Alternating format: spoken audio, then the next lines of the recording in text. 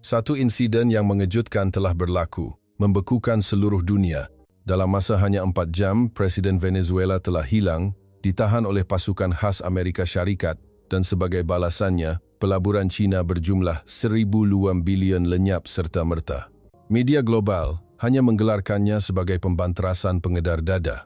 Tiada siapa yang pernah membayangkan bahawa insiden yang berlaku di Amerika Selatan, di seberang bumi, mempunyai kaitan dengan Malaysia. Namun, destinasi sebenar, operasi penangkapan besar-besaran ini, bukanlah Amerika Selatan, tetapi Malaysia. Amerika Syarikat, yang telah melepaskan statusnya sebagai polis dunia dan bahkan meninggalkan sekutu Eropahnya, kini memegang satu-satunya ikatan yang perlu dipertahankan untuk melanjutkan hegemoni mereka. Mengapa Amerika perlu bergantung kepada Malaysia? Hari ini rancangan kejam dan besar itu akan didedahkan. Jangan lupa langgan dan tekan butang suka. Assalamualaikum, saya Richard Hayden. Saya mengajar keselamatan antarabangsa dan strategi maritim di sebuah universiti di pantai timur Amerika Syarikat. Sebaik sahaja saya melangkah masuk ke bilik kuliah hari ini, saya meredupkan lampu. Sekeping gambar terpampang di skrin. Presiden Venezuela duduk di atas lantai pesawat pengangkut tentera AS dengan tangan bergari. Masa yang diambil dari penahanan hingga pemindahan hanya 4 jam.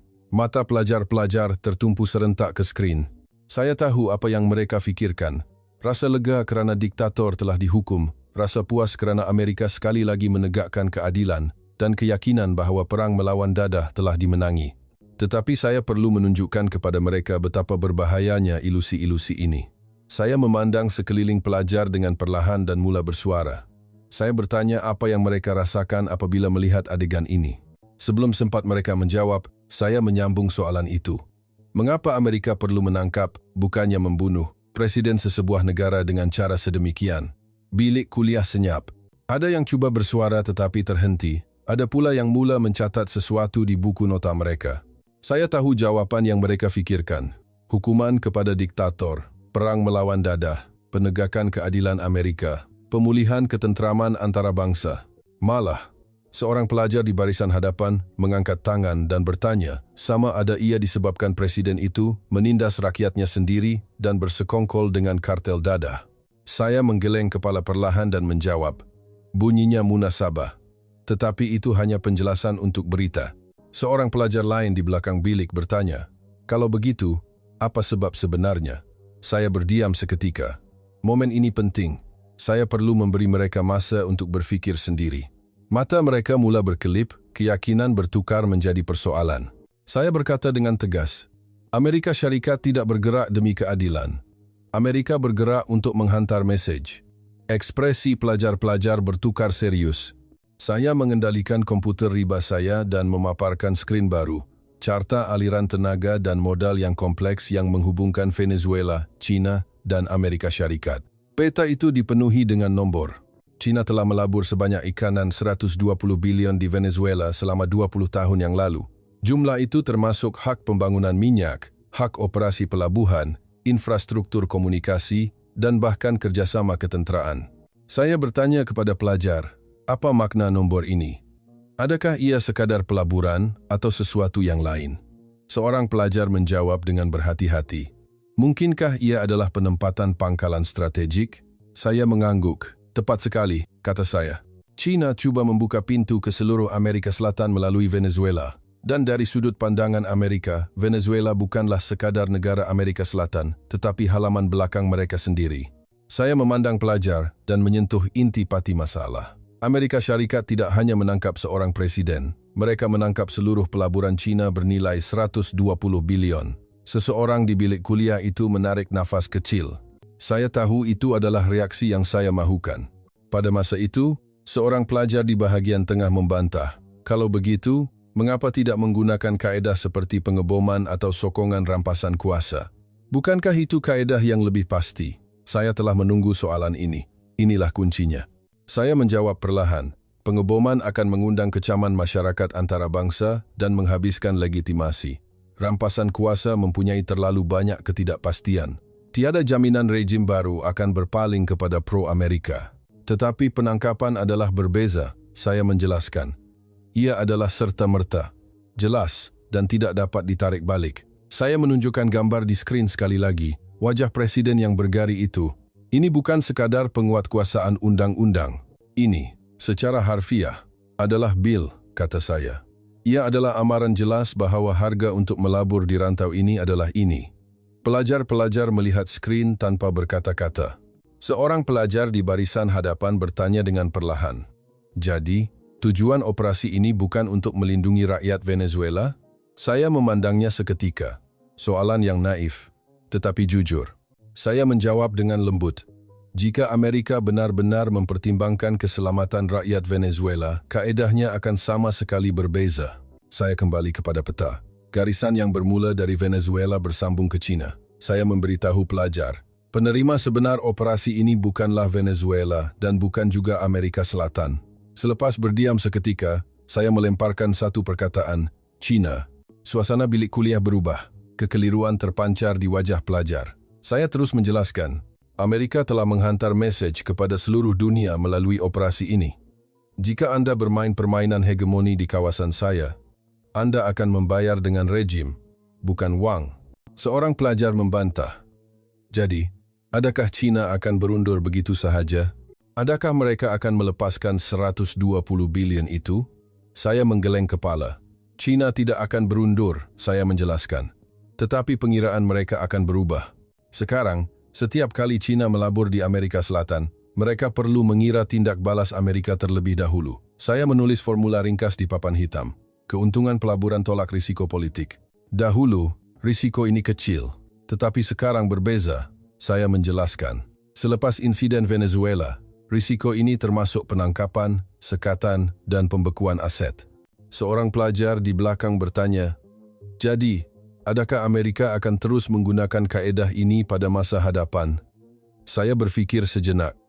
Soalan ini kelihatan ringkas, tetapi menyentuh intipati. Saya menjawab dengan berhati-hati. Bukan persoalan sama ada Amerika boleh terus menggunakan kaedah ini, tetapi persoalan sama ada Amerika terpaksa menggunakan kaedah ini. Pelajar-pelajar kelihatan hairan. Saya menyambung penjelasan. Dahulu, Amerika tidak akan mempedulikan negara seperti Venezuela. Sekatan ekonomi sudah mencukupi, kata saya.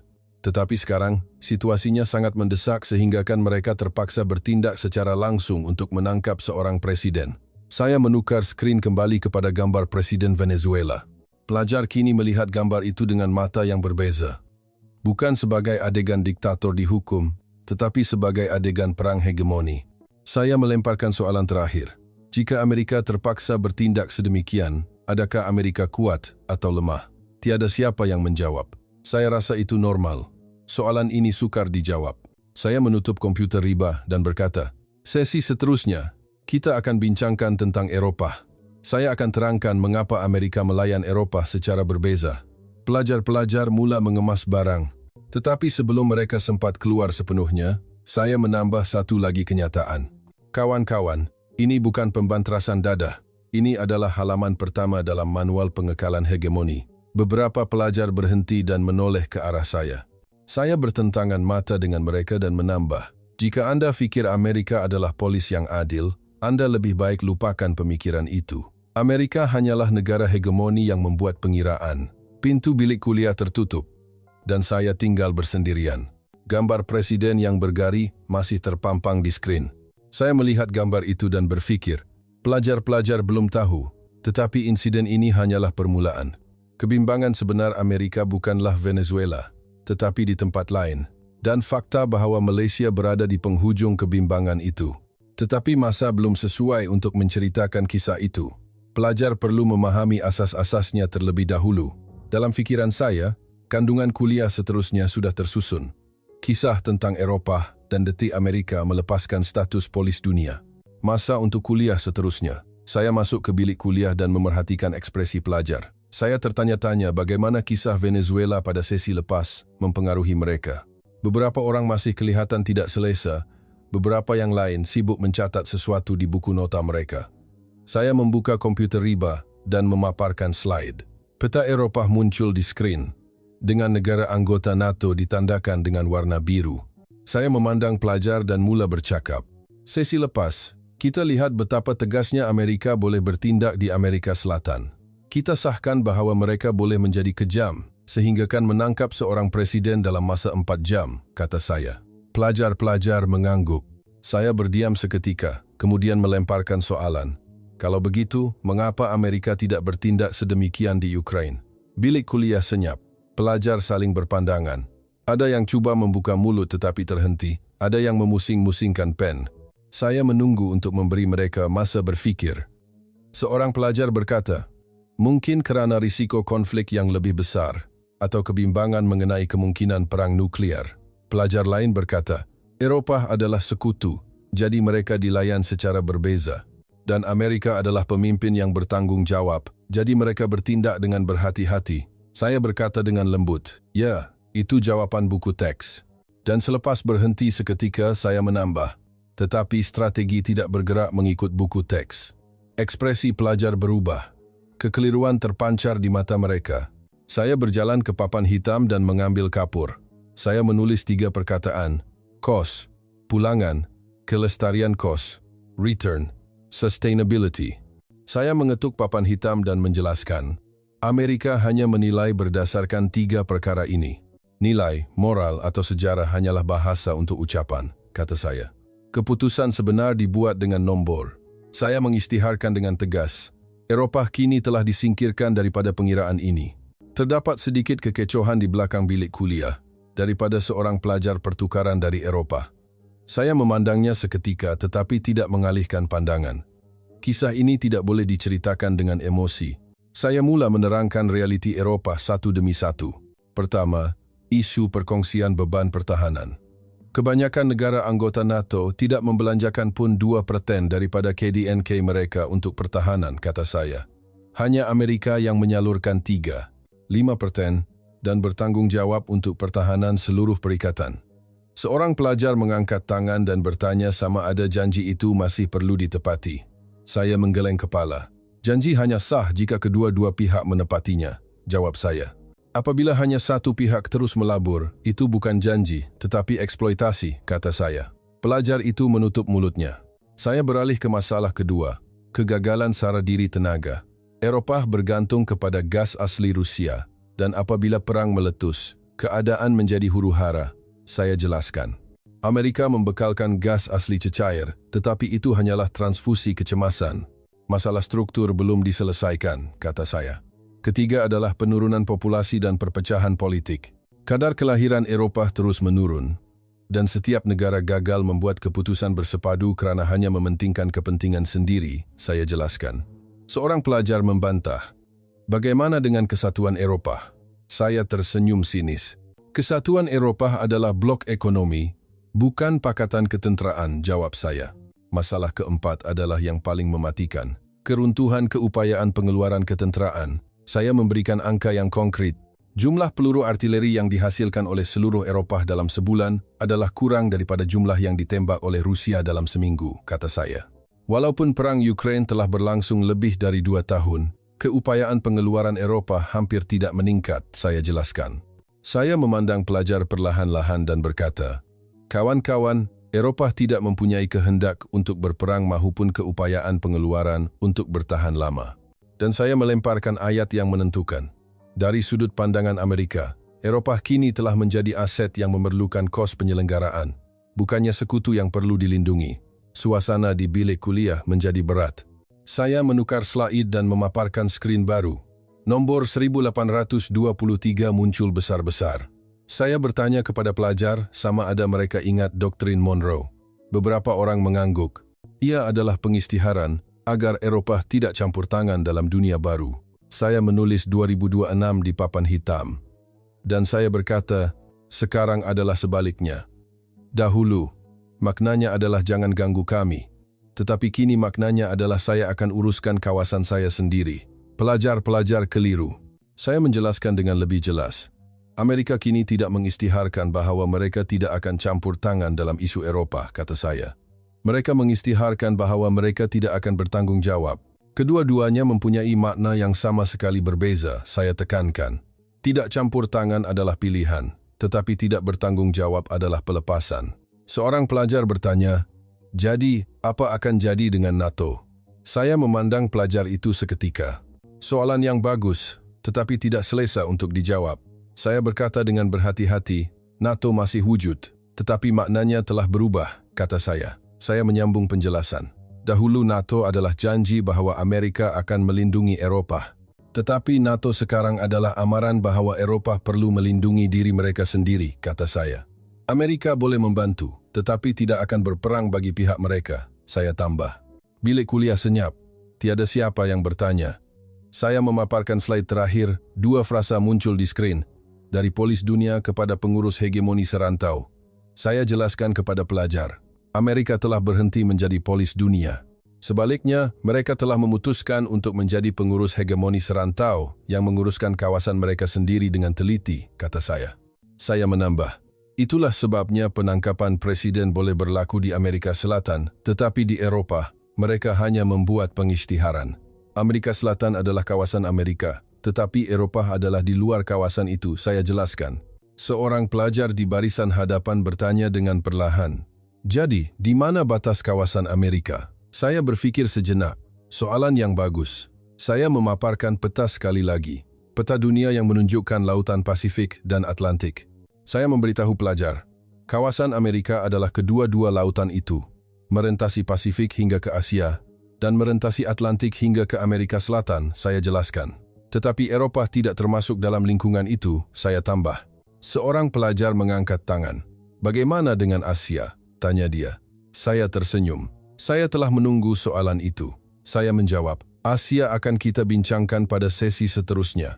Khususnya, kita akan membincangkan tentang rancangan Armada Emas Golden Fleet. Pelajar-pelajar mula berbisik. Perkataan Armada Emas telah membangkitkan rasa ingin tahu mereka. Saya memberitahu mereka satu perkara terlebih dahulu. Armada Emas mempunyai makna yang sama sekali berbeza daripada apa yang Anda fikirkan. Ia bukan pengisytiharan kemenangan, tetapi pengakuan kekalahan, kata saya. Bilik kuliah kembali senyap. Pelajar-pelajar kelihatan keliru, tetapi bersemangat menunggu kisah seterusnya. Saya menutup komputer riba dan mengucapkan kata-kata terakhir saya. Amerika tidak meninggalkan Eropa. Ia hanya kerana tiada lagi sebab untuk melabur di Eropa, kata saya. Pelajar Eropa bangun dari tempat duduknya. Ekspresinya serius. Saya memandang pelajar itu, tetapi tidak berkata apa-apa. Tugas saya adalah untuk menyatakan fakta dan terpulang kepada pelajar untuk menerima fakta itu. Pelajar-pelajar mula meninggalkan bilik kuliah satu demi satu. Saya melihat keluar tingkap dan berfikir, sesi seterusnya, saya perlu menceritakan kisah yang lebih tidak menyenangkan. Saya perlu terangkan sejauh mana Amerika telah ketinggalan dalam persaingan dengan China dan mengapa Armada Emas adalah rancangan yang terdesak. Bilik kuliah kosong, peta dunia masih terpampang di skrin. Saya melihat peta itu dan menghela nafas. Pengecilan skop hegemoni bukan sekadar perubahan strategi. Ia adalah peralihan zaman, saya fikir. Dan pemboleh ubah yang menunggu di akhir peralihan itu adalah Malaysia. Apabila kelas bermula, pandangan mata pelajar berbeza. Perkataan Armada Emas yang saya lemparkan pada sesi lepas nampaknya telah merangsang mereka. Beberapa orang nampaknya telah mencari maklumat awal. Dengan nota di buku nota mereka, manakala yang lain memandang saya dengan ekspresi penuh harapan. Saya berjalan ke hadapan bilik kuliah dan membuka komputer riba saya. Tanpa memaparkan apa-apa di skrin, saya melihat sekeliling pelajar dengan perlahan. Saya mula bersuara. Baiklah, mari kita rumuskan setakat ini, kata saya. Amerika tidak bergerak berdasarkan emosi dan Eropa telah disingkirkan daripada pengiraan. Pelajar-pelajar mengangguk. Itu adalah kandungan yang mereka pelajari selama 2 jam yang lalu. Saya berdiam seketika, kemudian melemparkan soalan. Kalau begitu, pada saat ini, apakah yang Amerika laburkan semua wang dan masa mereka? Jawaban datang dengan cepat. Seorang pelajar di barisan hadapan berkata, China. Pelajar di sebelahnya menambah, isu Taiwan. Jawaban dari belakang adalah rantau Pasifik. Saya mengangguk dan berkata, betul. Tetapi kaedahnya adalah masalahnya. Saya tahu betul-betul imej yang terlintas di fikiran pelajar. Membina lebih banyak kapal induk, mengembangkan aset halimunan, dan menempatkan lebih banyak peluru berpandu canggih. Saya bertanya kepada pelajar, Anda mungkin berfikir begini, bukan? Amerika akan menjadi lebih kuat dengan cara yang selalu mereka lakukan. Beberapa pelajar mengangguk. Saya berkata dengan tegas, tidak. Amerika telah membuat pilihan yang sama sekali berbeza, kata saya. Dan saya menukar slide. Imej kapal perang gergasi memenuhi skrin. Pelajar serentak menarik nafas. Nombor 40.000 tan sesaran muncul di skrin dan di bawahnya terdapat penjelasan. 4 kali ganda daripada kapal utama tentera laut AS semasa. Saya berkata dengan nada terkejut. Mengagumkan. Jujur, ia hebat. Ekspresi harapan terpancar di wajah pelajar. Saya dapat membaca harapan di mata mereka. Sekarang Amerika akan menyusun semula permainan dengan betul. Saya perlu menunjukkan kepada mereka saat harapan itu runtuh. Saya segera melemparkan soalan seterusnya. Tetapi kawan-kawan, mengapa kapal seperti ini diperlukan sekarang? Bilik kuliah senyap. Saya tidak memberikan jawaban. Sebaliknya, saya berkata satu ayat dengan perlahan. Negara yang kuat tidak membina kapal seperti ini.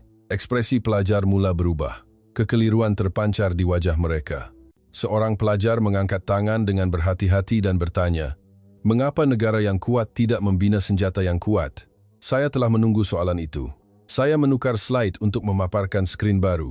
Sebahagian daripada laporan dalaman Jabatan Pertahanan AS Serikat. Sudah tentu, saya hanya menunjukkan bahagian yang telah dinyah klasifikasikan. Ia menunjukkan keputusan permainan perang maritim yang berulang dengan China. Saya memberitahu pelajar, lihat hasilnya. Frasa kekalahan berterusan Amerika muncul di skrin. Seseorang di bilik kuliah itu terbatuk kecil. Saya terus menjelaskan. Sebabnya mudah, kata saya. Amerika menggunakan senjata mahal dan canggih dalam jumlah kecil. Sebaliknya, China menghantar senjata yang murah dan sederhana dalam jumlah besar, saya jelaskan. Perang adalah perang geseran, bukan persaingan teknologi, saya tambah. Seorang pelajar di barisan hadapan membantah. Tetapi senjata Amerika lebih tepat, bukan? 1 peluru boleh menghalang 10 peluru. Saya menggeleng kepala. Secara teori, itu mungkin, jawab saya. Tetapi dalam keadaan sebenar, ia berbeza, saya jelaskan.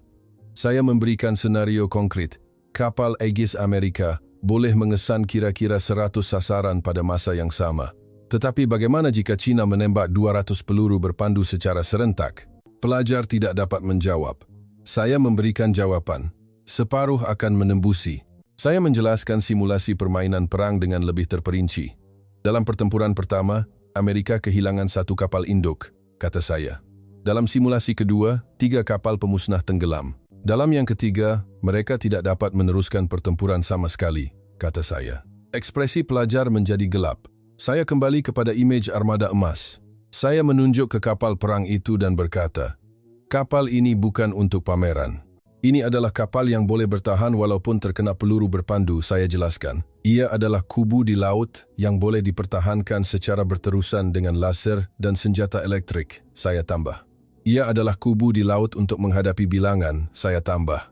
Seorang pelajar bertanya, kalau begitu, mengapa tidak membina banyak kapal ini? Saya tersenyum sinis. Soalan yang bagus, jawab saya. Tetapi itulah masalahnya, kata saya. Amerika tidak boleh membina kapal ini dengan cepat, saya jelaskan. Sebabnya akan saya terangkan dengan lebih terperinci pada sesi seterusnya. Saya merumuskan intipati masalah. Rancangan armada emas bukan muncul kerana Amerika menang. Ia adalah pilihan terdesak kerana mereka kalah. Timbul bisikan di kalangan pelajar. Saya tahu mereka terkejut. Seorang pelajar di belakang bertanya, jadi, ini bermakna Amerika tidak boleh mengalahkan China? Saya menjawab dengan berhati-hati, bukan tidak boleh menang. Tetapi tidak boleh menang dengan mudah seperti dahulu, kata saya. Dan perbezaan itu sangat besar, saya tambah. Saya menulis 2 perkataan di papan hitam. Penguasaan, overwhelming, dan keseimbangan, balance. Saya jelaskan kepada pelajar. Semasa era Perang Dingin, Amerika menguasai Soviet Union, kata saya. Tetapi sekarang, mereka berjuang untuk mencapai keseimbangan dengan China, kata saya. Dan cuba mencapai keseimbangan bermakna mereka sudah kehilangan keunggulan, saya jelaskan. Seorang pelajar di barisan hadapan mengangkat tangan, ekspresinya serius. Dia bertanya, jadi adakah Amerika akan melepaskan hegemoni? Saya menggeleng kepala. Bukan melepaskan, jawab saya. Mereka mengubah kaedah, kata saya. Saya menyambung penjelasan. Dahulu, Amerika boleh melakukan segala-galanya sendiri, kata saya. Tetapi sekarang, Amerika memerlukan bantuan, terutamanya dalam keupayaan pengeluaran, saya tekankan. Pelajar-pelajar kelihatan hairan. Saya memberikan pratonton untuk sesi seterusnya. Saya akan terangkan mengapa Amerika kehilangan keupayaan pengeluaran, kata saya. Saya menukar slide ke skrin terakhir. Unjuran penyiapan armada emas muncul. Imej yang megah dan kelihatan kuat. Tetapi sekarang, pelajar melihat imej itu dengan cara yang berbeza. Bukan sebagai simbol kemenangan, tetapi sebagai bukti kegelisahan. Saya mengucapkan kata-kata terakhir saya. Kawan-kawan, armada emas bukanlah pengisytiharan kemenangan. Ia adalah pengakuan strategik terhadap kekalahan, kata saya. Bilik kuliah senyap. Tiada siapa yang bertanya. Pelajar-pelajar mula mengemas barang. Saya memerhatikan ekspresi mereka. Wajah-wajah yang keliru tetapi mula menyedari sesuatu. Mereka mula memahami bahawa negara bernama Amerika tidak sama seperti yang mereka sangka. Seorang pelajar datang ke hadapan saya. Dia bertanya dengan perlahan, "Profesor, adakah Anda fikir Amerika semakin lemah?" Saya berfikir sejenak. Kemudian menjawab, "Bukan semakin lemah, tetapi lawan mereka semakin kuat," kata saya. "Dan itu adalah situasi yang lebih berbahaya," saya tambah. Pelajar itu mengangguk dan keluar. Saya tinggal bersendirian, melihat skrin. Imej armada emas masih terpampang. Saya berfikir, pelajar belum tahu, tetapi ada masalah yang lebih besar daripada membina kapal ini. Fakta bahawa Amerika tidak mempunyai kilang untuk membina kapal ini. Saya menutup komputer riba. Sesi seterusnya, saya perlu menceritakan tentang keruntuhan industri pembinaan kapal Amerika dan menjelaskan mengapa Amerika tidak boleh membina kapal ini sendiri. Perkataan Malaysia menunggu di hujung kisah itu. Saya tiba di bilik kuliah sebelum kelas bermula. Saya memaparkan plan reka bentuk armada emas di skrin dan menunggu pelajar. Pelajar masuk satu demi satu, melihat skrin, dan ekspresi mereka menjadi serius. Itu adalah reaksi yang wajar selepas mendengar bahawa kapal perang gergasi itu adalah pengakuan kekalahan. Saya menunggu sehingga semua pelajar duduk di tempat masing-masing. Saya berjalan ke hadapan papan hitam dan mula bercakap. "Baiklah, apabila Anda sampai ke tahap ini, pemikiran yang terlintas di fikiran Anda adalah begini," kata saya. Selepas berhenti seketika, saya melemparkan soalan. "Profesor, bila kapal ini akan berlayar di laut?" Pelajar-pelajar mengangguk. Mereka nampaknya ingin bertanya soalan itu. Saya menjawab tanpa senyuman. Itulah inti pati kuliah hari ini. Bilik kuliah senyap. Saya memerhatikan mata pelajar. Mereka masih mempunyai satu kepercayaan, bahawa Amerika boleh membina kapal itu jika mereka mahu. Saya menyentuh betul-betul pemikiran mereka. Anda mungkin berfikir begini, Amerika akan membina kapal itu jika mereka mahu. Ia hanya masalah masa. Mereka ada wang yang cukup, bukan? Beberapa pelajar kelihatan tidak selesa. Saya telah membaca fikiran mereka dengan tepat. Saya menggeleng kepala dan berkata, "Kawan-kawan, Anda masih menganggap wang dan pengeluaran sebagai konsep yang sama." Dan saya menulis satu nombor besar di papan hitam, 7 tahun. Saya jelaskan kepada pelajar, ini adalah purata masa yang diperlukan oleh limbungan kapal Amerika sekarang untuk membina sebuah kapal kelas Aegis. Seorang pelajar di barisan hadapan kelihatan terkejut. Dia tidak tahu bahawa 7 tahun adalah tempoh yang begitu lama. Saya segera menulis nombor lain di papan hitam, 2 tahun. Saya jelaskan, ini adalah garis dasar, masa yang diperlukan untuk memenangi perang, kata saya. Saya membandingkan kedua-dua nombor itu dan berkata dengan tegas, aset yang memerlukan 7 tahun tidak akan sempat tiba di medan perang. Perang akan berakhir atau diputuskan dalam masa 2 tahun, tetapi kapal itu hanya akan siap 7 tahun kemudian. Pelajar-pelajar melihat papan hitam tanpa berkata-kata. Seorang pelajar mengangkat tangan dan bertanya, "Kalau begitu, mengapa tidak mulakan sekarang?" Saya tersenyum sinis. "Soalan yang bagus," jawab saya. "Tetapi masalahnya bukan permulaan," kata saya. "Masalahnya adalah kilang." Saya menukar slide untuk menunjukkan realiti industri pembinaan kapal Amerika. Yang pertama adalah kekurangan dok besar. Saya jelaskan bahawa hanya ada 2 dok di seluruh Amerika yang boleh membina kapal perang kelas armada emas, dan kedua-duanya kini penuh dengan projek lain, saya tambah. Masalah kedua adalah tenaga kerja. Saya memaparkan data statistik. Purata umur tukang kimpalan mahir melebihi 55 tahun, kata saya. Hampir tiada tenaga kerja muda yang masuk, saya jelaskan. Seorang pelajar bertanya, "Mengapa tidak bayar lebih?" Saya menggeleng kepala. "Ini adalah masalah yang tidak boleh diselesaikan dengan wang," jawab saya. "Mengambil masa sekurang-kurangnya 5 tahun untuk melatih tukang kimpalan mahir," saya jelaskan. Dan apabila kapal itu siap, tenaga kerja itu pun sudah sampai usia bersara, kata saya. Ketiga adalah penyumberan luar komponen utama. Saya memberikan contoh konkret. Kebanyakan plat keluli berkualiti tinggi, sensor ketepatan, dan sistem pendorong kapal perang dihasilkan di luar negara, kata saya. Infrastruktur perindustrian yang pernah dihasilkan oleh Amerika sendiri telah runtuh dalam tempoh 30 tahun yang lalu, saya jelaskan. Keempat adalah keruntuhan ekosistem pembinaan kapal awam. Saya bertanya kepada pelajar, adakah Anda tahu berapa banyak limbungan kapal awam yang ada di Amerika? Tiada siapa yang dapat menjawab. Saya memberikan jawaban, pada dasarnya tiada. Hanya beberapa limbungan kapal yang membina kapal perang sahaja, kata saya. Saya memandang pelajar dan berkata, kawan-kawan, Amerika bukan negara yang tidak boleh membina kapal. Selepas berhenti seketika, saya membetulkan kenyataan saya. Tetapi mereka tidak lagi menjadi negara yang boleh membina kapal secara berterusan. Mereka boleh membina 1, tetapi tidak boleh membina 10 secara serentak, saya jelaskan. Seorang pelajar di belakang membantah, kalau begitu, mengapa tidak membina lebih banyak limbungan kapal? Saya mengangguk. Secara teori, itu mungkin, jawab saya. Tetapi ia mengambil masa beberapa tahun untuk membina 1 limbungan, dan beberapa tahun lagi untuk melatih tenaga kerja untuk bekerja di sana, kata saya. Akhirnya, semuanya adalah masalah masa, saya tekankan. Saya memaparkan jadwal perbandingan terakhir. Perbandingan keupayaan pengeluaran kapal antara China dan Amerika Syarikat. China membina berpuluh-puluh kapal setahun, manakala Amerika hampir tidak dapat menyiapkan 1 kapal dalam beberapa tahun. Saya menyebut angka itu dengan tepat. Keupayaan pengeluaran kapal China adalah lebih 200 kali ganda berbanding Amerika. Udara di bilik kuliah menjadi berat. Pelajar saling berpandangan. Ada yang menundukkan kepala, ada yang menjatuhkan pen. Saya memberi mereka masa untuk menerima realiti ini. Seorang pelajar di barisan hadapan bertanya dengan perlahan, "Jadi, Amerika sudah kalah?" Saya menjawab dengan berhati-hati, "Belum lagi. Tetapi mereka tidak boleh menang sendirian," kata saya. Pelajar itu bertanya, "Kalau begitu, dengan siapa mereka akan menang?" Saya tidak menjawab soalan itu serta-merta. Saya berkata saya akan terangkan pada sesi seterusnya. Saya menunjukkan imej armada emas sekali lagi. Saya memberitahu pelajar, "Kawan-kawan, rancangan ini bukan salah." Dan saya segera menambah, "Tetapi pelaksana rancangan ini adalah salah. Amerika tidak boleh membina kapal ini tepat pada masanya sendirian," saya jelaskan. Seorang pelajar mengangkat tangan. "Kalau begitu, siapa yang boleh membina kapal itu?" tanya dia. Saya tersenyum. Akhirnya, soalan utama telah ditanya. Saya menjawab. Proses mencari jawaban itu adalah kandungan kuliah beberapa jam seterusnya. Saya memberi petunjuk kepada pelajar. Sesi seterusnya, kita akan meneliti syarat-syaratnya satu persatu, kata saya.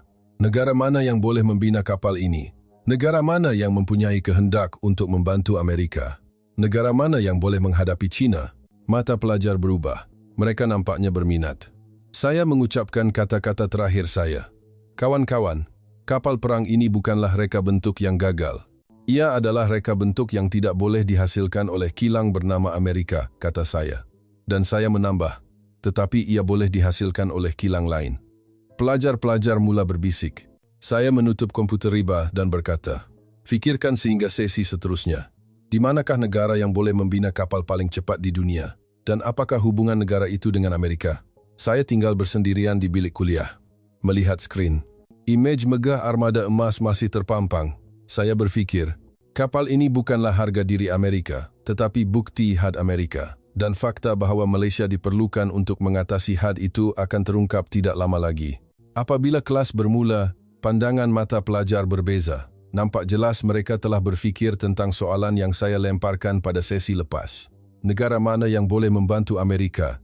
Dan negara mana yang boleh membina armada emas?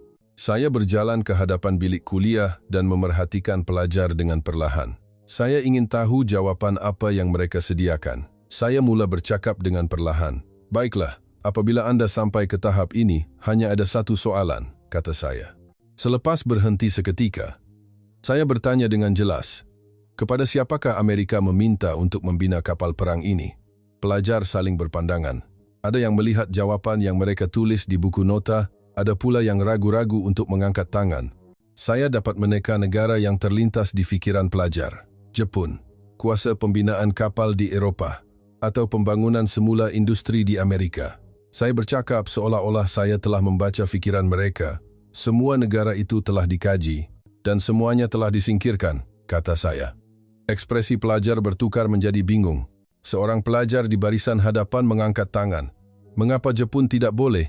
tanya dia. Saya mengangguk dan menjawab, "Soalan yang bagus. Jepun mempunyai teknologi, tetapi pengalaman membina kapal perang besar kurang," saya jelaskan. "Selain itu, kelajuan pengeluaran mereka tidak lebih cepat daripada Amerika," saya tambah. Pelajar lain bertanya, "Bagaimana dengan Eropah?" Saya tersenyum sinis. "Eropah telah saya terangkan pada sesi lepas," jawab saya. "Keupayaan pengeluaran ketenteraan berada dalam keadaan runtuh." Saya tekankan sekali lagi. Pelajar itu mengangguk dan menutup mulutnya. Soalan lain datang dari belakang. "Kalau begitu, mengapa Amerika tidak melabur lebih banyak uang dan membangunkannya sendiri?" Saya telah menunggu soalan ini. Itu adalah kepercayaan terakhir yang dipegang oleh pelajar. Saya berkata dengan tegas, "Perang tidak menunggu. 3 tahun untuk membina limbungan, 5 tahun untuk melatih tenaga kerja, dan 7 tahun lagi untuk menyiapkan kapal pertama." Saya jelaskan. "China tidak akan berdiam diri sepanjang tempoh 15 tahun itu," saya tambah. Saya berjalan ke papan hitam dan mengambil kapur. Saya mula menulis 5 syarat. Sekarang juga, kapal perang besar. Dalam 2 tahun, kualiti standar masa perang. Pengeluaran berterusan, immediate start. Large warships, within 2 years. Wartime standard quality, continuous production. Saya menoleh kepada pelajar dan bertanya, berapa banyak negara yang boleh memenuhi kelima-lima syarat ini secara serentak? Bilik kuliah senyap. Pelajar melihat papan hitam dan berfikir. Saya menunggu sebentar, kemudian memberikan jawaban. Hanya 1 negara. Dan selepas berdiam seketika, saya berkata, "Malaysia." Tiada sorakan mahupun kejutan. Saya hanya melemparkannya seperti kesimpulan. Pelajar memandang saya dengan ekspresi kosong. Jawaban Malaysia nampaknya di luar jangkaan mereka. Saya mula menjelaskan alasannya. "Malaysia adalah negara yang membina kapal yang paling sukar di dunia tepat pada masanya," kata saya. Kapal pengangkut gas asli cecair, kapal kontena ultra besar, pelantar luar pesisir, dan kapal tempur pesisir yang direka untuk operasi tropika yang memerlukan ketepatan tinggi, kata saya. Dan ia adalah satu-satunya negara di rantau ini yang ekosistem pembinaan kapal awam dan ketenteraannya tidak terputus, saya jelaskan. Saya memberikan contoh konkret. Limbungan kapal Malaysia menepati tarikh akhir walaupun reka bentuk diubah di tengah jalan, kata saya. Di Amerika atau Eropah, perubahan reka bentuk bermakna kelewatan proses, tetapi di Malaysia berbeza, saya jelaskan. Ini kerana tenaga kerja mahir telah mengumpul ilmu pengetahuan dari generasi ke generasi, kata saya. Seorang pelajar di barisan hadapan bertanya, "China juga membina banyak kapal, mengapa bukan China?" Saya tersenyum. "Soalan yang bagus," jawab saya. "China mempunyai bilangan, tetapi kualiti adalah masalahnya," saya jelaskan. "Dan lebih penting lagi, China adalah musuh Amerika," saya tambah. Saya membuat perbandingan yang menentukan. Apabila berurusan dengan kapal yang sama, Amerika bercakap tentang rancangan, manakala Malaysia bercakap tentang tarikh siap. Itu adalah perbezaan yang paling penting, saya tekankan. Apa yang Amerika perlukan adalah kepastian, bukan janji, kata saya. Seorang pelajar di belakang bertanya dengan berhati-hati. "Jadi, adakah Malaysia seperti subkontraktor Amerika?" Saya telah menunggu soalan ini. Inilah saat untuk mengubah persepsi pelajar. Saya menjawab perlahan. Perkataan subkontraktor yang Anda fikirkan digunakan untuk pihak yang boleh diganti. Selepas berhenti seketika, saya menambah. Jika Anda tidak boleh diganti, itu bukan subkontraktor. Terdiam seketika di bilik kuliah. Saya menyambung penjelasan. Jika Amerika boleh memilih negara lain selain Malaysia, Malaysia adalah subkontraktor, kata saya. Tetapi Amerika tidak mempunyai pilihan lain selain Malaysia. Saya jelaskan, kalau begitu, itu bukan subkontraktor, tetapi rakan kongsi penting, saya jelaskan. Seorang pelajar mengangkat tangan dan membantah. Tetapi Amerika adalah negara yang lebih kuat, bukan? Jika Amerika menuntut, Malaysia perlu akur, bukan? Saya menggeleng kepala. Itu adalah ilusi, jawab saya. Saya menulis 2 perkataan di papan hitam. Arahan, command dan permintaan, request. Saya memberitahu pelajar. Dahulu, Amerika boleh mengarah. Tetapi sekarang Amerika perlu meminta, kata saya. Kerana mereka tidak boleh diganti, saya jelaskan. Saya memaparkan slide terakhir. Rajah ringkas muncul di skrin, anak panah dari pihak yang mengarah kepada pihak yang meminta. Saya memberitahu pelajar. Mulai saat ini, kedudukan Amerika berubah. Saya menjelaskan secara terperinci. Pihak yang mengarah boleh mencari pihak lain jika pasangannya tidak mengikut, kata saya.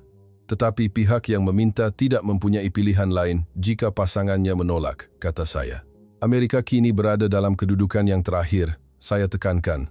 Seorang pelajar di barisan hadapan bertanya dengan perlahan. Jadi, apa akan jadi jika Malaysia menolak? Saya berfikir sejenak. Soalan yang perlu dijawab dengan jujur. Saya berkata, kalau begitu, rancangan armada emas akan gagal. Amerika akan ketinggalan secara kritikal dalam persaingan dengan China, saya jelaskan. Pelajar lain membantah. Jadi, bolehkah Malaysia menolak? Saya mengangguk. Secara teori, itu mungkin, jawab saya. Tetapi dalam realiti, ia rumit, kata saya. Sebabnya akan saya terangkan pada sesi seterusnya. Saya memandang pelajar dan merumuskan intipati masalah. Bukan Amerika yang memilih Malaysia, kata saya. Mereka tidak mempunyai pilihan lain, kata saya. Malaysia bukanlah pihak yang dipilih, tetapi pihak yang dipanggil kerana keperluan, saya jelaskan. Suasana bilik kuliah berubah secara halus. Pelajar kelihatan keliru tetapi mula memahami sesuatu. Bahawa Amerika bukanlah negara yang memutuskan segala-galanya, dan bahawa kadangkala ia adalah negara yang perlu bergantung kepada negara lain. Seorang pelajar mengangkat tangan dan bertanya, Profesor, adakah Anda fikir ini perkara yang baik, bahawa Amerika memerlukan Malaysia? Saya menjawab dengan berhati-hati. Ini bukan soal baik atau buruk. Ini adalah realiti, kata saya. Saya menambah, sesi seterusnya, saya akan terangkan apa makna realiti ini kepada Malaysia. Bagaimana Amerika cuba memegang Malaysia, dan pilihan apa yang perlu dibuat oleh Malaysia. Mata pelajar menjadi serius. Saya menutup komputer riba dan mengucapkan kata-kata terakhir saya. Kawan-kawan, dalam hubungan hegemoni, bukan pihak yang mengarah yang sentiasa menang. Kadang-kadang pihak yang tidak boleh diganti mempunyai kuasa yang lebih besar, kata saya. Pelajar-pelajar mengangguk.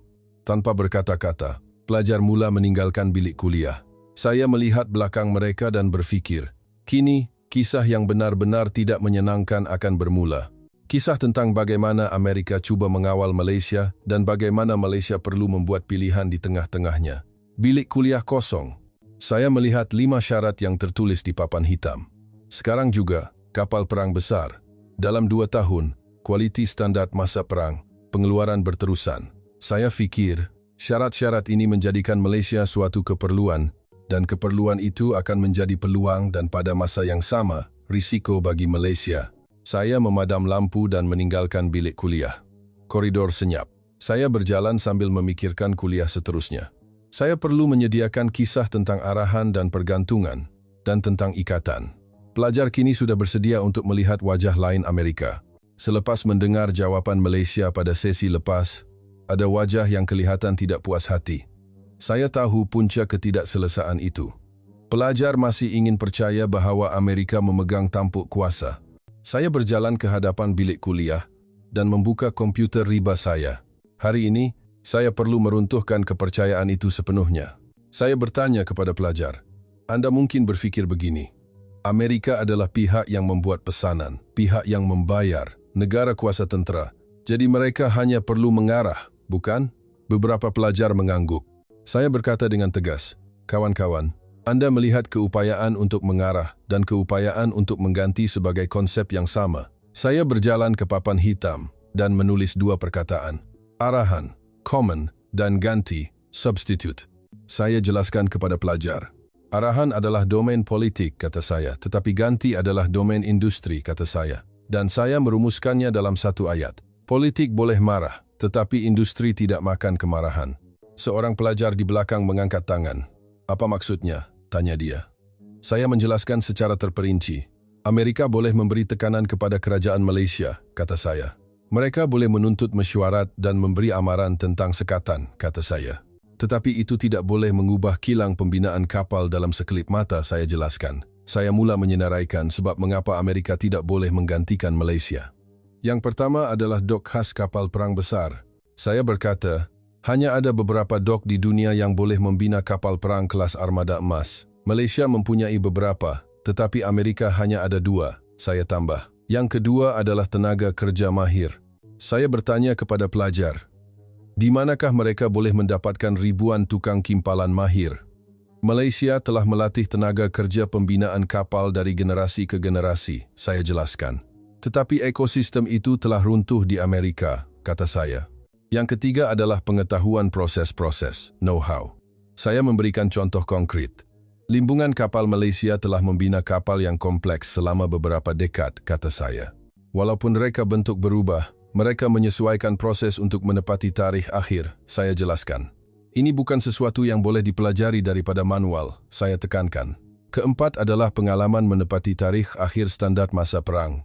Saya memberitahu pelajar, membina kapal pada masa aman adalah sama sekali berbeza daripada membina kapal pada masa perang. Pada masa perang, mereka perlu meningkatkan kelajuan sambil mengekalkan kualiti, saya jelaskan. Limbungan kapal Malaysia telah mengumpul pengalaman itu, saya tambah. Saya menunjukkan perkataan-perkataan di papan hitam dan berkata, ini bukan sesuatu yang boleh Anda kontrak hari ini dan bina esok. Ini adalah kekuatan industri negara. Ia tidak boleh dibeli dengan wang, tetapi dibina dengan masa, kata saya. Seorang pelajar di barisan hadapan membantah, tetapi bukankah ia mungkin jika Amerika melabur masa dan wang yang cukup? Saya mengangguk. Secara teori, itu mungkin, jawab saya. Tetapi perang akan berakhir sebelum suatu hari itu tiba, kata saya. Saya berjalan perlahan melintasi bilik kuliah dan berkata, kawan-kawan, Amerika boleh mengarah Malaysia, tetapi mereka tidak boleh menggantikan Malaysia, saya tekankan. Bilik kuliah senyap. Pelajar merasakan berat kata-kata itu. Saya menyambung penjelasan. Arahan adalah tekanan sementara, kata saya. Tetapi ganti adalah perubahan struktur, kata saya. Amerika boleh memberi tekanan kepada Malaysia, tetapi tanpa Malaysia, mereka tidak boleh membina armada emas, saya jelaskan. Seorang pelajar bertanya dengan perlahan, jadi, apa akan jadi jika Malaysia menolak? Saya menjawab dengan jujur, Amerika perlu mencari kaedah lain. Tetapi kaedah lain itu, seperti yang telah saya jelaskan, pada dasarnya tidak ada, kata saya. Saya menulis perkataan baru di papan hitam. Pergantungan. Dependence. Saya memberitahu pelajar, kuasa sebenar bukanlah hak untuk mengarah. Ia adalah ketidakgantian, kata saya. Itulah sebabnya, mulai saat ini, Amerika akan menjadi pihak yang bergantung, bukan rakan kerjasama, saya jelaskan. Seorang pelajar di belakang mengangkat tangan. Ekspresinya kelihatan tidak selesa. Dia bertanya, jadi, Malaysia lebih kuat daripada Amerika? Saya menggeleng kepala. Ini bukan soal kekuatan, jawab saya. Ini soal keperluan, kata saya. Saya memberikan analogi, sukar untuk menjawab sama ada jantung lebih kuat daripada otak. Tetapi jelas bahawa otak tidak boleh hidup tanpa jantung, kata saya. Hubungan antara Amerika dan Malaysia adalah sama, saya jelaskan. Seorang pelajar di barisan hadapan bertanya, kalau begitu, bagaimana Amerika mengawal Malaysia? Saya tersenyum. Soalan yang bagus, jawab saya. Itulah topik untuk sesi seterusnya, kata saya. Saya akan terangkan bagaimana Amerika cuba mengikat Malaysia, kata saya. Saya memberi petunjuk kepada pelajar. Kaedah kawalan bukanlah arahan. Ia adalah pelaburan, perkongsian, penjangkaran investment, sharing, fixation, kata saya. Mereka menyusun struktur untuk memastikan Malaysia tidak boleh meninggalkan Amerika, saya jelaskan. Mata pelajar menjadi serius. Saya membuat rumusan terakhir. Kawan-kawan Amerika boleh marah dengan Malaysia, tetapi mereka tidak boleh berpisah, kata saya. Inilah situasi yang dihadapi oleh Amerika sekarang, saya tekankan. Pelajar-pelajar mengangguk tanpa berkata-kata. Seorang pelajar bertanya dengan berhati-hati, Profesor, adakah Anda fikir situasi ini baik untuk Malaysia? Saya berfikir sejenak, kemudian menjawab, ini bukan soal baik atau buruk. Ia adalah situasi yang berbahaya dan pada masa yang sama, penuh peluang, kata saya. Saya menambah, fakta bahawa Amerika memerlukan Malaysia bermakna Malaysia mempunyai pengaruh. Tetapi pada masa yang sama, ia juga bermakna Amerika tidak akan melepaskan Malaysia, saya jelaskan. Kaedah itu akan saya terangkan dengan lebih terperinci pada sesi seterusnya, kata saya. Pelajar-pelajar mula mengemas barang. Saya memerhatikan ekspresi mereka. Mereka mula memahami bahawa hubungan hegemoni adalah rumit. bahawa pihak yang kuat pun mempunyai kelemahan. Seorang pelajar datang ke hadapan saya. Dia bertanya dengan perlahan, "Profesor, adakah Anda fikir Malaysia boleh memanfaatkan situasi ini dengan baik?" Saya menjawab dengan jujur, "Saya tidak tahu. Itu bergantung pada pilihan yang dibuat oleh Malaysia," kata saya. Pelajar itu mengangguk dan keluar. Saya tinggal bersendirian, melihat papan hitam, perkataan arahan dan ganti tertulis di sana. Saya berfikir, inti pati hegemoni sedang berubah. Zaman menggerakkan dunia dengan arahan seperti dahulu telah berakhir. Saya memadam papan hitam dan memikirkan kuliah seterusnya. Saya perlu menjelaskan bagaimana Amerika cuba mengikat Malaysia. Apakah strategi pelaburan, perkongsian, dan penjangkaran? Pelajar kini sudah mengetahui kelemahan Amerika, jadi langkah seterusnya adalah memahami tindak balas Amerika. Seminggu telah berlalu. Sebelum kelas bermula, saya telah menulis 3 perkataan di papan hitam.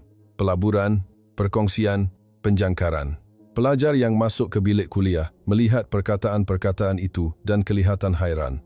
Mereka ingin tahu apa maksudnya. Saya menunggu sehingga mereka semua duduk. Saya tahu kisah hari ini akan menjadi lebih tidak menyenangkan daripada sesi lepas.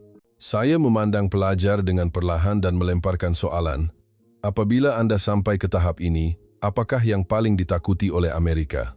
Bilik kuliah senyap seketika. Pelajar saling berpandangan. Saya menyambung jawaban saya sendiri. Bukan kemarahan Malaysia, tetapi Malaysia berundur, kata saya. Bilik kuliah senyap.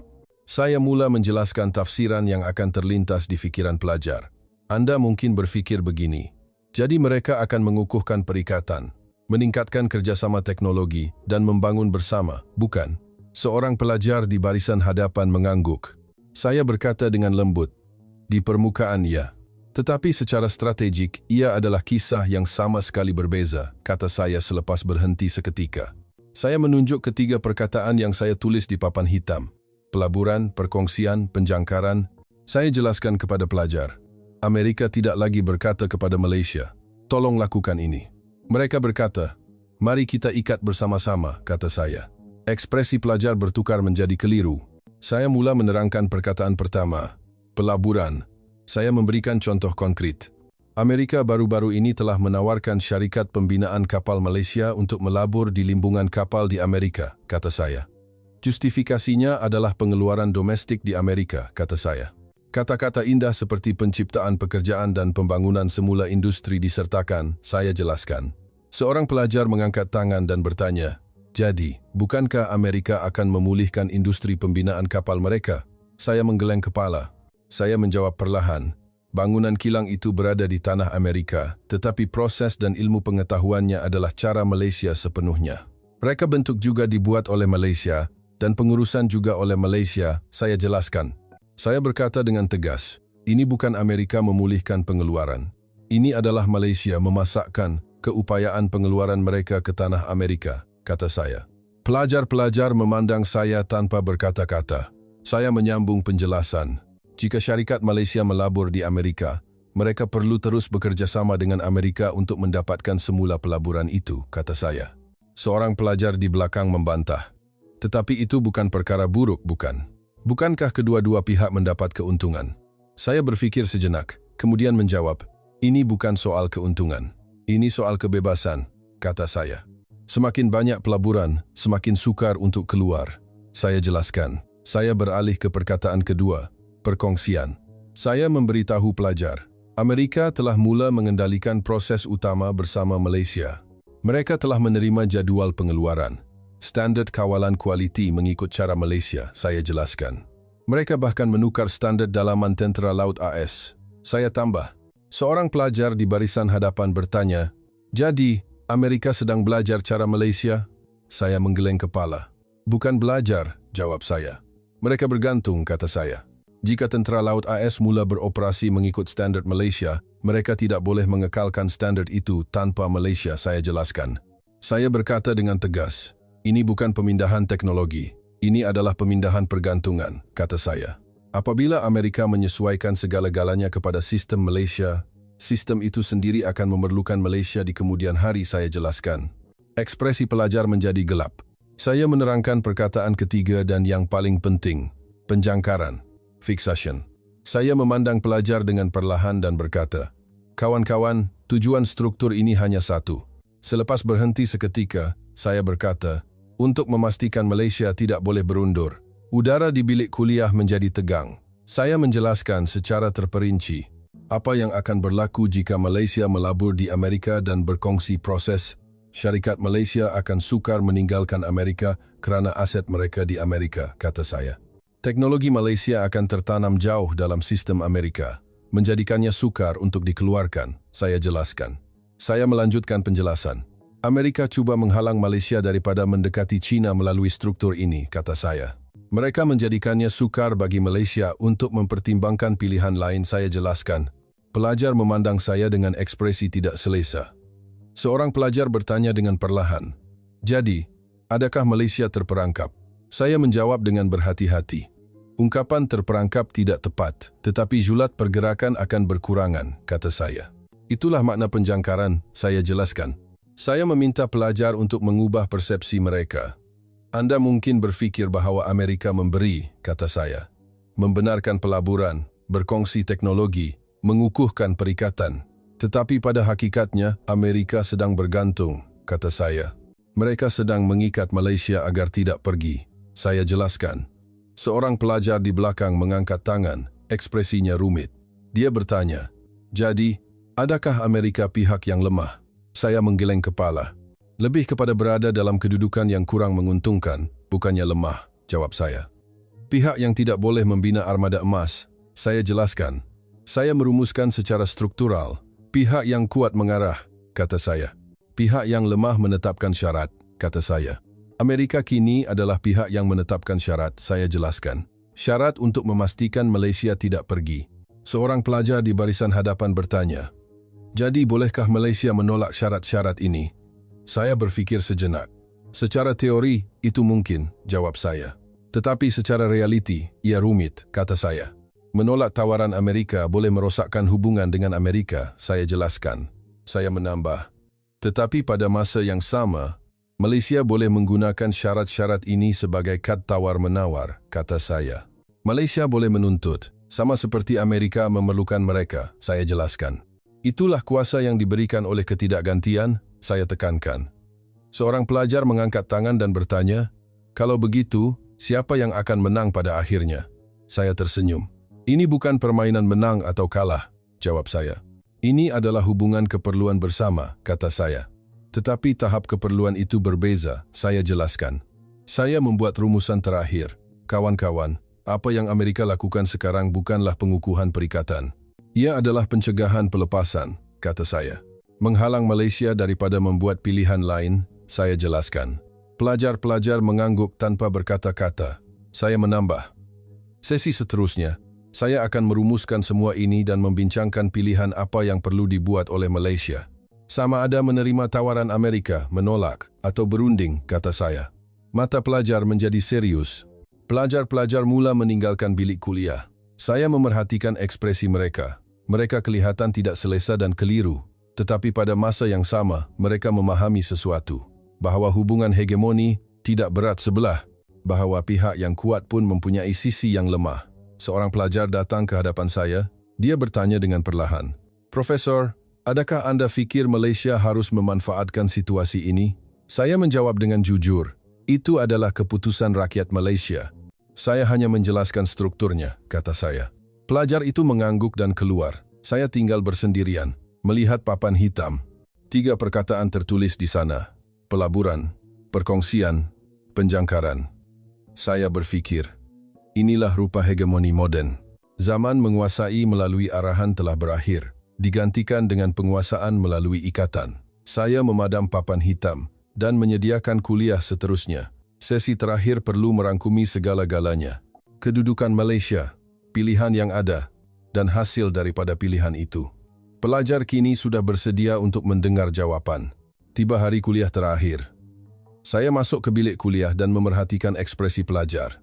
Mereka telah banyak berubah dalam beberapa minggu yang lalu. Wajah yang dulunya penuh keyakinan kini kelihatan rumit dan serius.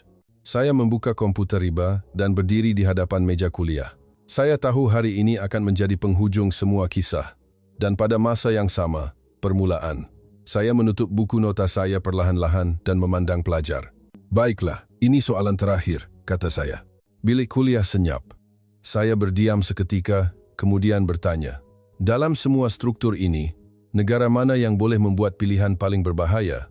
Pelajar saling berpandangan. Ada yang berbisik Amerika, ada yang seolah-olah berfikir Cina. Saya mengangguk dan memberikan jawaban, yaitu Malaysia. Ekspresi pelajar bertukar menjadi bingung.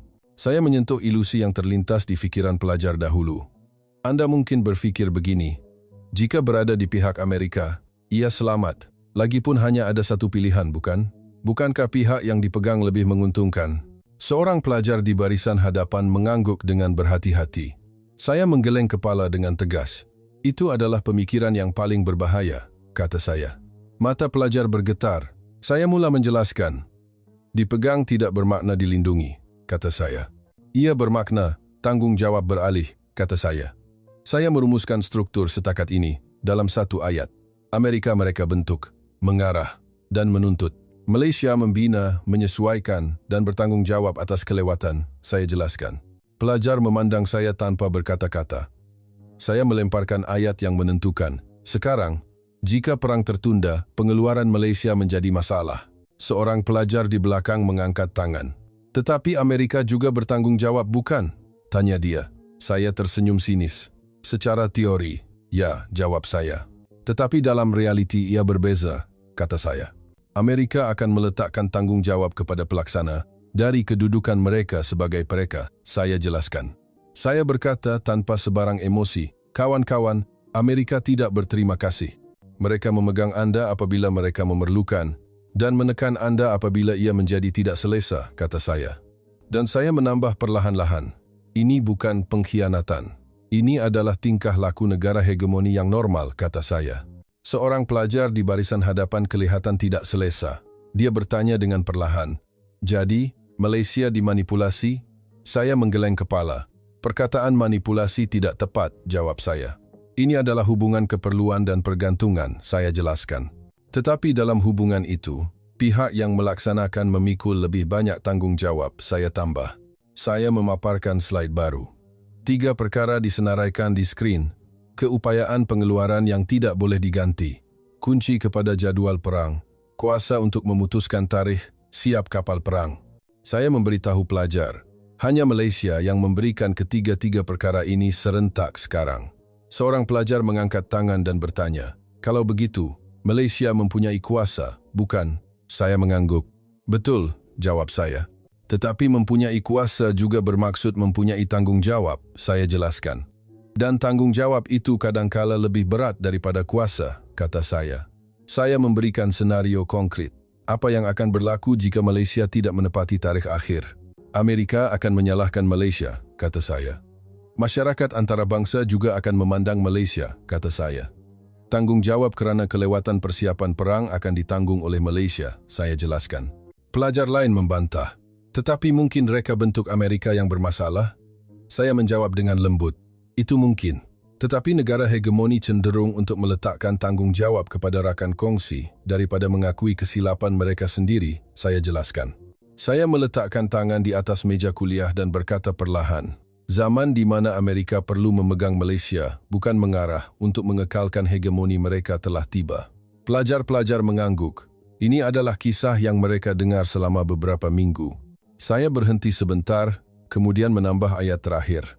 Dan negara yang perlu membuat pilihan paling sukar dalam zaman itu juga adalah Malaysia. Ekspresi pelajar menjadi serius. Saya tahu mereka merasakan berat kata-kata ini. Seorang pelajar mengangkat tangan dengan berhati-hati. Dia bertanya, Profesor, pilihan apa yang Anda fikir Malaysia patut buat? Saya berfikir sejenak, kemudian menjawab, itu bukan soalan yang perlu saya jawab. Saya hanya menerangkan strukturnya, kata saya. Tetapi saya boleh katakan satu perkara, saya tambah. Malaysia kini mempunyai kebebasan untuk memilih, kata saya. Mereka boleh berunding, bukan hanya mengikut arahan Amerika seperti dahulu, saya jelaskan. Tetapi kebebasan itu disertakan dengan tanggung jawab, saya tekankan. Saya memberikan nasihat terakhir kepada pelajar. Mudah untuk masuk ke dalam bayangan kuasa besar, kata saya. Tetapi kemahiran sebenar adalah memutuskan bila hendak keluar dari bayangan itu, kata saya. Malaysia kini berada dalam kedudukan untuk membuat keputusan itu, saya jelaskan.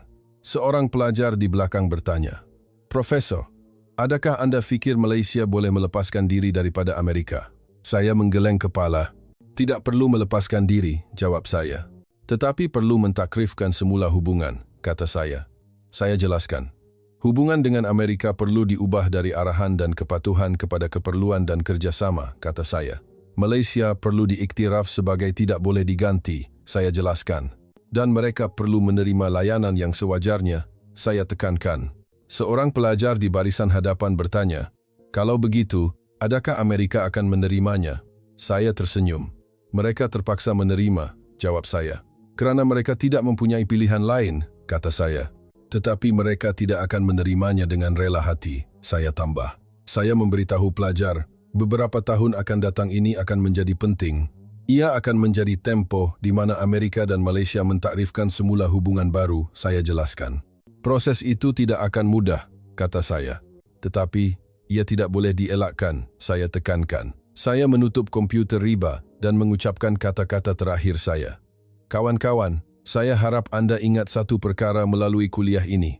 Hegemoni tidak dikekalkan hanya dengan kekuatan. Ia dikekalkan kadang-kadang melalui keperluan dan kadang-kadang melalui pergantungan," saya jelaskan. Pelajar-pelajar bertepuk tangan.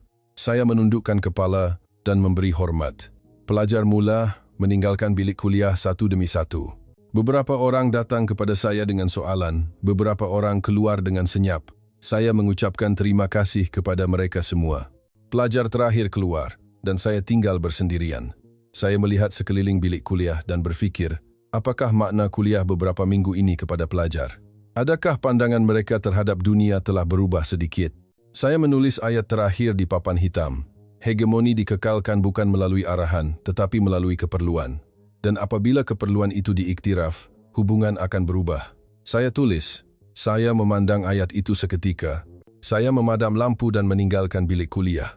Koridor senyap. Saya berjalan sambil berfikir. Maksud sebenar kuliah ini akan disedari oleh pelajar beberapa tahun lagi.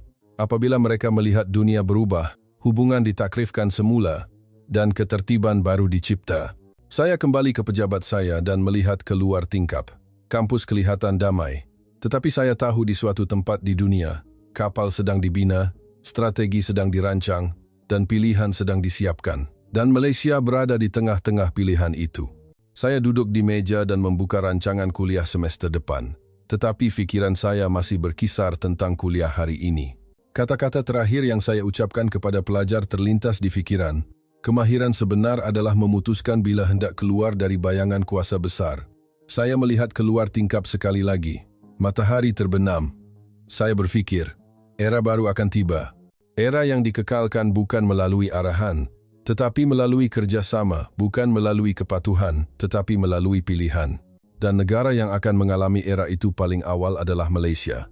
Saya berfikir buat kali terakhir, saya berharap pelajar akan mengingati kisah ini, memahami dunia dengan lebih mendalam, dan menjadi orang yang membuat pilihan yang lebih bijak.